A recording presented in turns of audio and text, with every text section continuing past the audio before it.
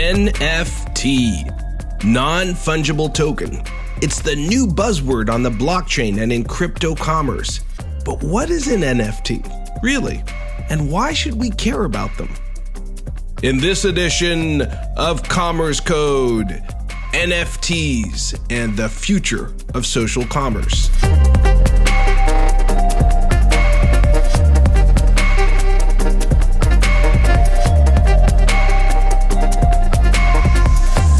I'm Silvio Tavares here in San Francisco. This is Commerce Code, brought to you by DCA, the Digital Commerce Alliance. It's great to be with you. This week, news emerged that OpenSea, a large marketplace for NFTs that is valued at over $1.5 billion, was involved in an insider trading scheme.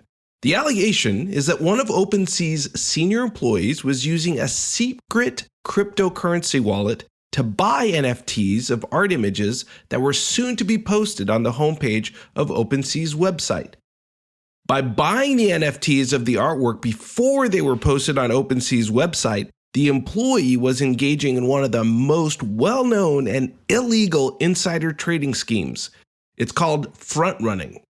The scandal highlights the things that can go wrong with new commerce technologies like NFTs.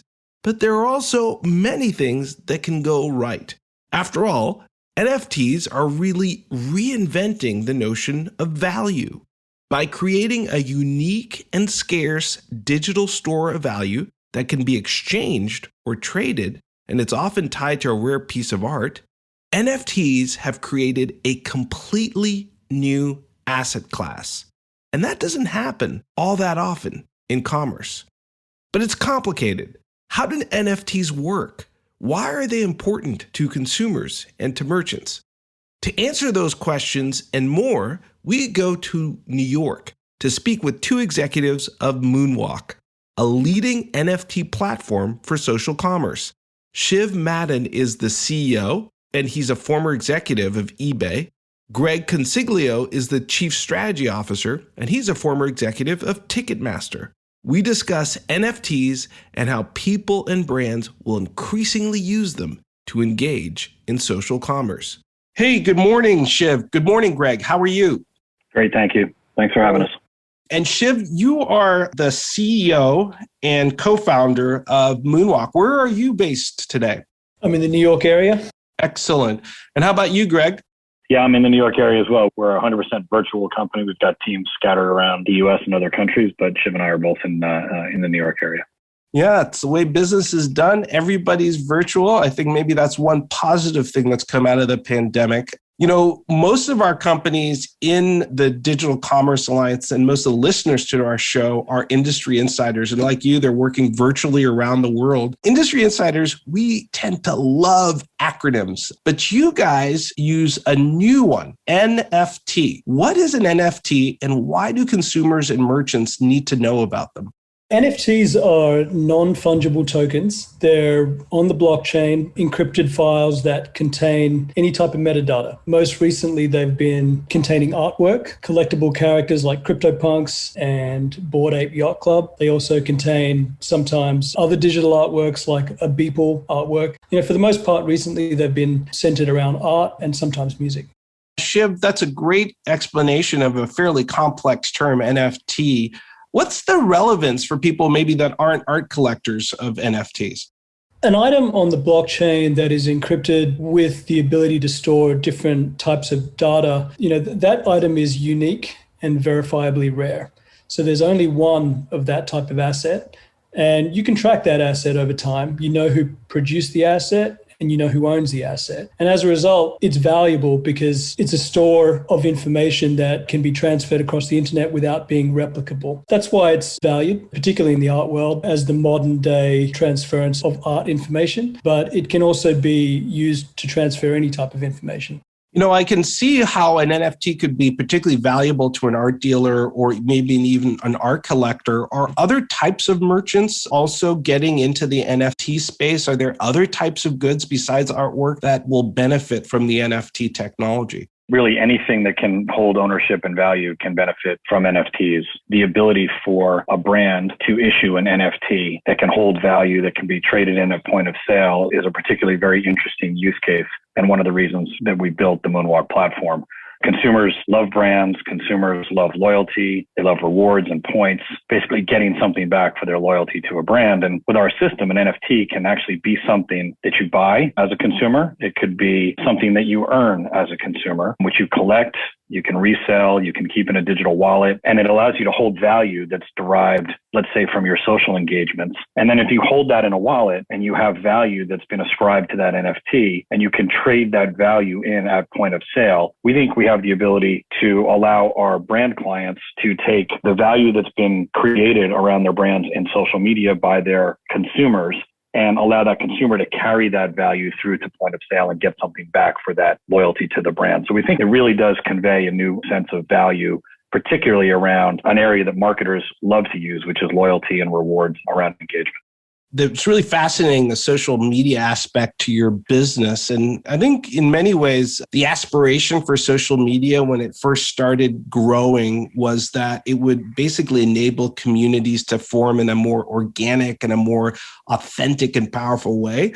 But somehow it never really worked out that way. You know, social media trolls seem to have ruled the day. Why is what you guys are doing at Moonwalk with this combination of NFTs and social media, why is what you guys do different? And why is it perhaps more positive than what we've seen on social media so far?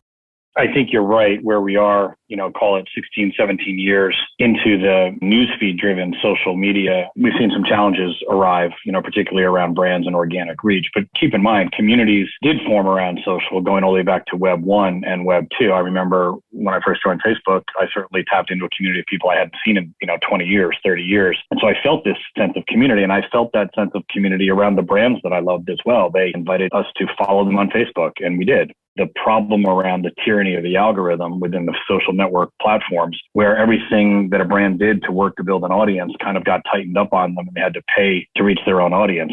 Systems like ours, where you use NFTs and tokens, really allow a brand to reconnect directly with the audience.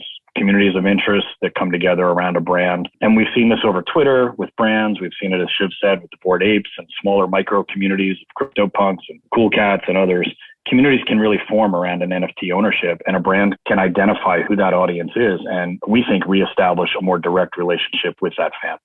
And take me through how that works, because it's really fascinating. You're combining commerce with community, and it seems like merchants would really benefit from that combo, building these tight affinity communities on social media, enabling them to exchange value, perhaps using NFTs. What's the real benefit, and how is it different maybe than other forms of more traditional e-commerce or mobile commerce for brands and merchants? We have two key parts of our platform. One is a collection, the ability to create an NFT collection that speaks to or enables a community to be born or enhanced. And then the second part is a wallet. And that's where the community is able to unlock value based on their NFT that they hold. So the wallet, we feel, is where the value is stored. For example, if you are a part of an NFT community, you can go into the wallet and unlock a reward, unlock a drop, unlock some merchandise. We're forming essentially what is a brand's version of a website. When you have a wallet, the user's always going to come back, because they're always going to come back for those things that they can't get on social media, that they can't just get in the website. They're coming back for that value, for those rewards, for those drops, for that merchandise that they're only able to unlock based on the collections that they've purchased. So that combination of collection and wallet is what we think is valuable.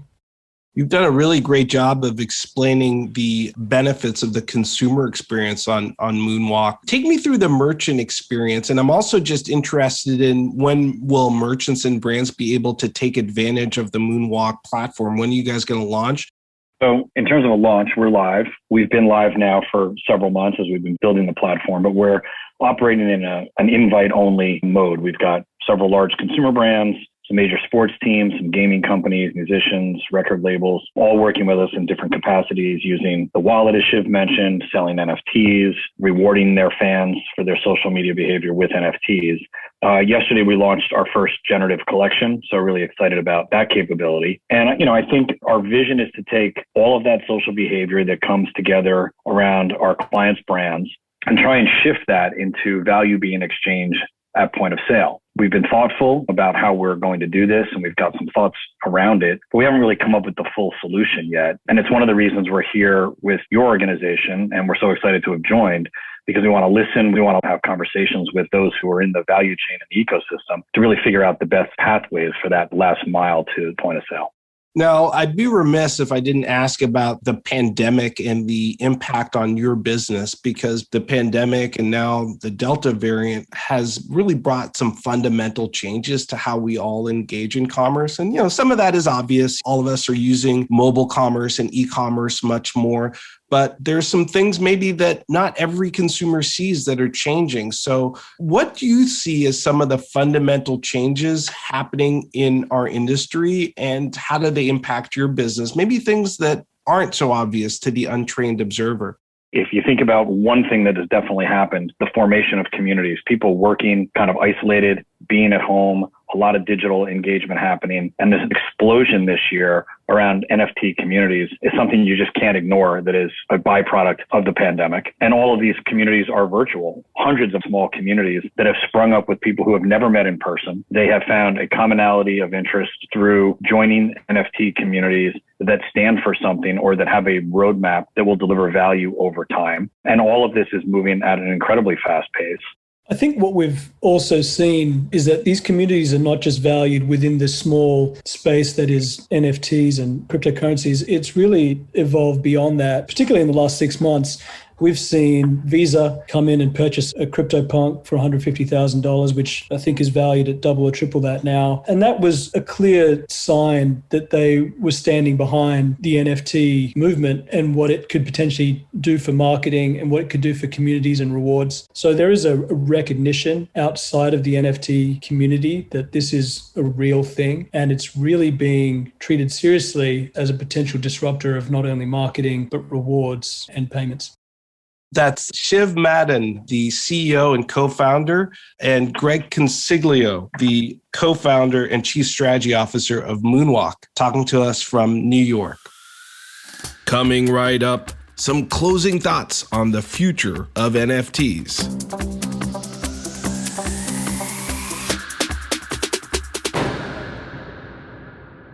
I'm a technology guy, and I must admit, I've rarely found an acronym I didn't like.